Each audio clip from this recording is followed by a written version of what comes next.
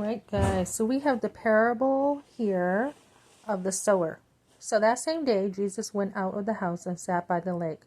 Such large crowds gathered around him that he got into a boat and sat in it, while all the people stood on the shore.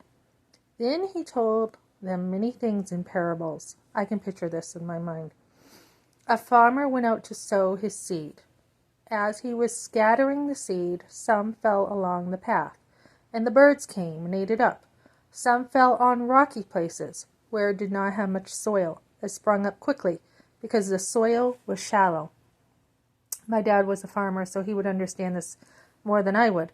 But then the sun came up, the plants were scorched, and they withered because they had no root.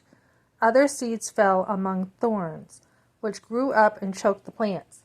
Still, other seed fell on good soil, where it produced a crop 160 or 30 times what was sown.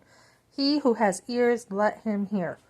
So the pastor was talking about thorns today, and like he worked as a kid. This guy he knew, big guy, had a pool, he said, and hired him.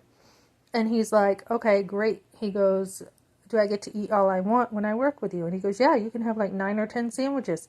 He was only like 12, he says. And then he says, how much are you giving me? Let's talk money. And he's like, I'll pay you something like $20 an hour. And this guy was saying that he thought, wow, I'm really getting a deal. I'm ripping this guy off.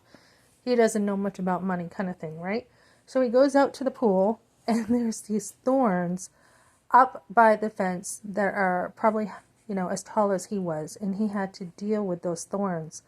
And when we think of weeds and thorns, they keep on coming back unless you continually work at them, right? The same with our heart. If you do not continually work at things, your heart gets hard.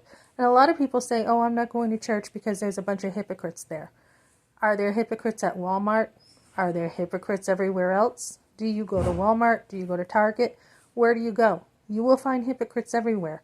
So that is no excuse not to go to church.